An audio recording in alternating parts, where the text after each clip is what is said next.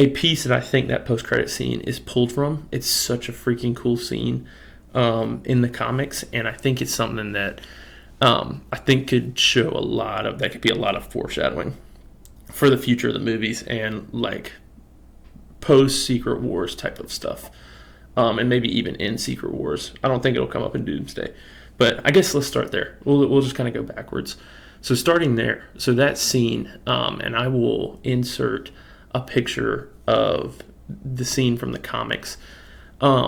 There's a scene in the comics where it's when Franklin Richards is like 4 or 5 years old. So as soon as I saw that, the title card right there, when it jumped to the post-credit scene where it said 4 years later, immediately my wife was sitting beside me and I went, oh my goodness, because I did not think they were going to do it in this movie. I was hoping they would, and they ended up doing it.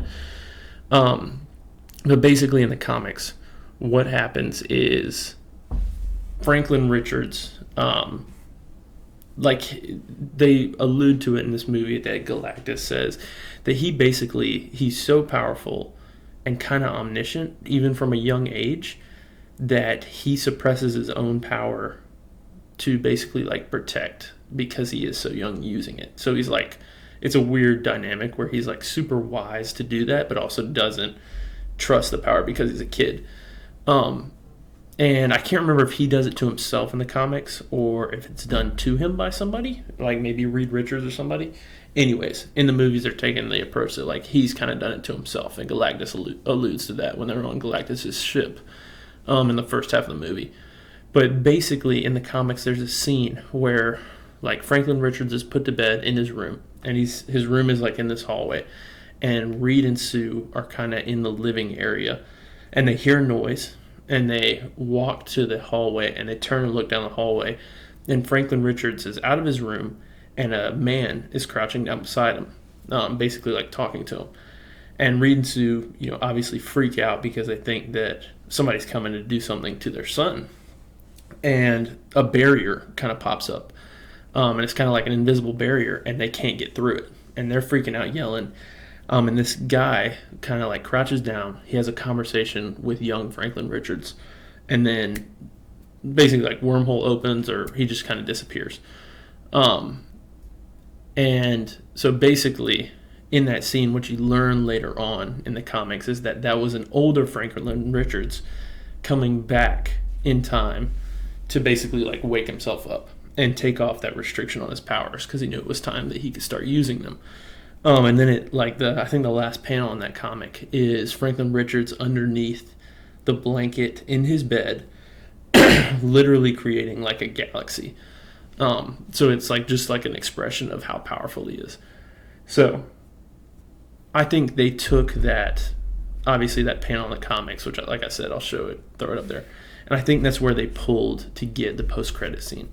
If you've seen the movie, which I hope you have, because this is completely spoiler-filled. Basically, Sue is reading a book to Franklin on the couch in the living room in the post-credit scene. She gets up to go get another book that he wants to read or something. And it's funny because they pull out Charles Darwin's book that's like a, super high-level, like, book that's just expressing how smart Franklin is from a young age, that he likes reading that stuff at age 4.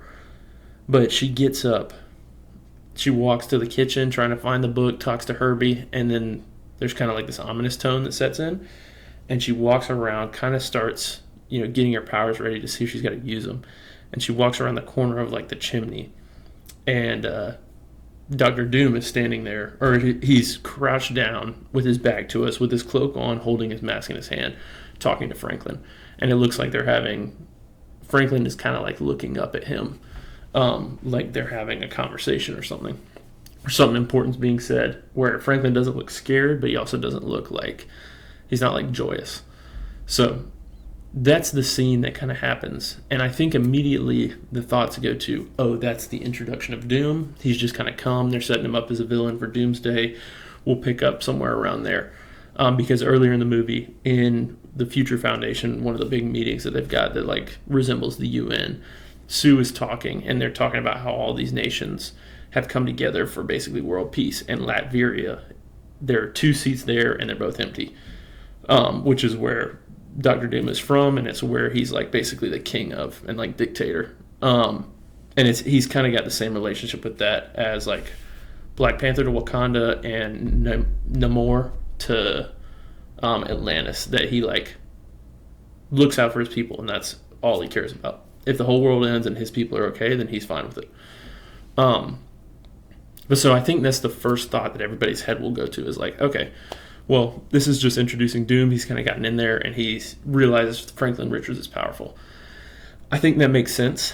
And I don't think that's a bad thought to have. But the second thing that I think people will miss, and I think might be the bigger picture, knowing how Kevin Feige does things, is I think that there's a possibility that we get revealed later on throughout all this stuff, and it might be the big reveal in Secret Wars, that Doctor Doom, in some way, shape, or form, is a future version of Franklin Richards, and particularly a future possibility of Franklin Richards that has gone bad, basically, and may not be as powerful. And I think they are taking that scene from the comics with all the innuendos that it has and the actual literal what it sets up in the comics, and using it again, but inserting Doctor Doom and the bad side of Franklin Richards' possibilities into that scene to introduce them, as well as set up that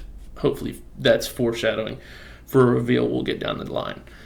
The other hint that I think wraps into all this is that when Sue is looking for a book, and shout out to, I think it's New Rockstars that I saw this video, and I saw them point out,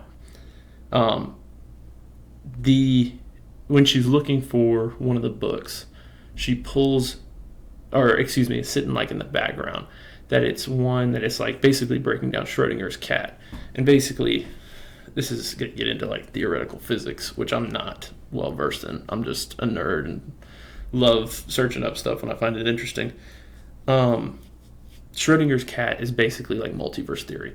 So it's about the cat in a box, and if, like, I'm butchering this, but if you were to have this switch that just randomly would decide if there was poison was put into the box or not, then you wouldn't know, and you would basically create two multiversal timelines until you open the box and figure out which one you're in. I just butchered that, I know it. If you're a physicist, I would doubt you're watching this video, but if you do, I'm sorry.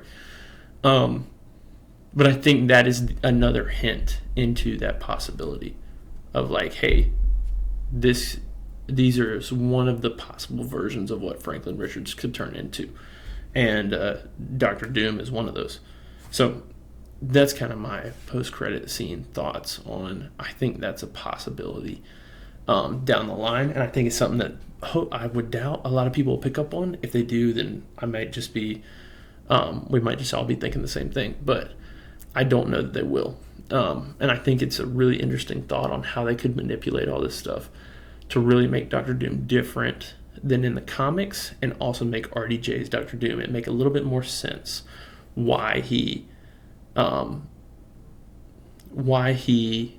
one is bad, how he is so powerful to start and do the battle world thing like we think he's going to do in Secret Wars. I think it kind of could wrap it all together.